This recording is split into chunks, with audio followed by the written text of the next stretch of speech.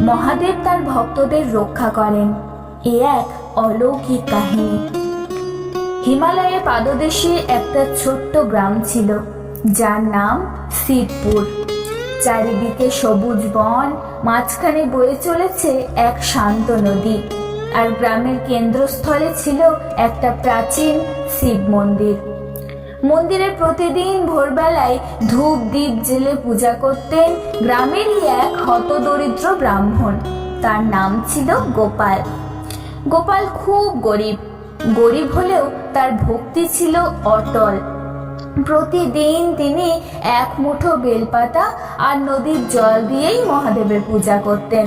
তার বিশ্বাস ছিল, যিনি ভোলানাথ, তিনি ভক্তের ভালো মন্দ সবই জানেন। গ্রামের মানুষ তাকে একটু পাগল বলতো। তারা বলতো, শুধু বেলপাতা দিয়ে কি আর শিব সন্তুষ্ট হন? গোপাল মৃদু হেসে বলতেন, ভক্তি থাকলেই মহাদেব সন্তুষ্ট হন। একদিন সেই গ্রামে এক ভয়ঙ্কর বিপদ নেমে এলো। জঙ্গলের মধ্যে এক দুষ্ট তান্ত্রিক বাস করতে শুরু করলো। সে কালো জাদু জানতো এবং গ্রামের মানুষদের ভয় দেখিয়ে তাদের কাছ থেকে ধন সম্পদ লুট করত। ক্রমে গ্রামে যেন এক আতঙ্ক ছড়িয়ে পড়ল। কেউ রাতে বাড়ির বাইরে বের হতো না। অনেকেই অসুস্থ হয়ে পড়তে লাগলো। কেউ কেউ হঠাৎ নিখোঁজও হয়ে যেতে লাগলো। গ্রামের লোকেরা একত্র হয়ে গোপালের কাছে এলো এবং তাকে বলল, তুমি তো শিব ভক্ত, কিছু একটা করো, আমাদের বাঁচাও।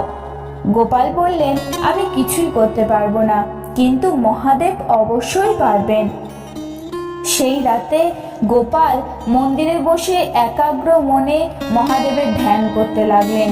হে মহাদেব, তুমি তো ভোলানাথ, তুমি তো করুণাময়, তোমার ভক্তরা বিপদে পড়েছে, তাদের তুমি রক্ষা করো। রাত গভীর হলো, চারিদিকে অন্ধকার। হঠাৎ এক ঝড় উঠল।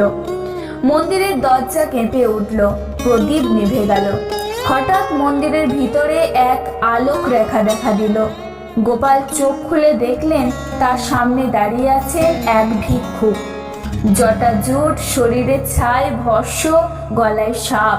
সেই ভিক্ষুক বললেন, ভয় পেও না গোপাল, আমি তোমার ডাকে এসেছি।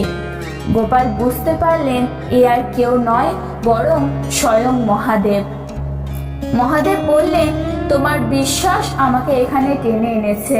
এখন দেখো কিভাবে আমি তোমাদের গ্রামবাসীকে রক্ষা করি।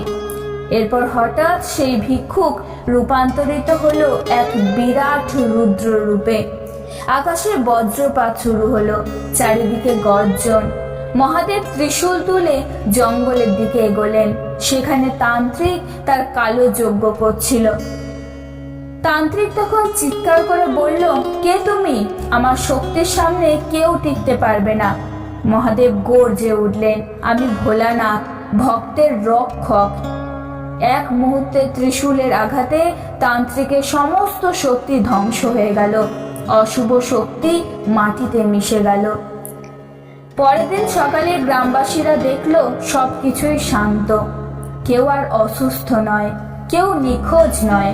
গোপাল মন্দিরে এসে দেখলেন, মহাদেবের শিবলিঙ্গের ওপর একটি তাজা বেলপাতা রাখা, আর পাশে একটি ক্ষুদ্র ত্রিশূল। তিনি বুঝলেন, সবকিছুই স্বপ্ন নয়, সত্যিই ঘটেছে।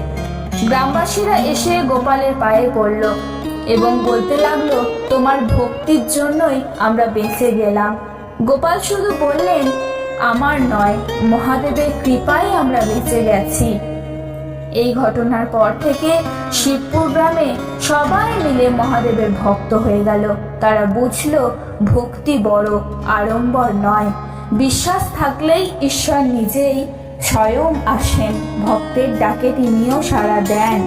মহাদেব কখনোই তার ভক্তদের ছেড়ে যান না। যে হৃদয়ে সত্যিকারের ভক্তি থাকে, সেখানে তিনি নিজেই উপস্থিত হন, রক্ষা করেন, পথ দেখান আর অশুভ শক্তির ধ্বংস করেন।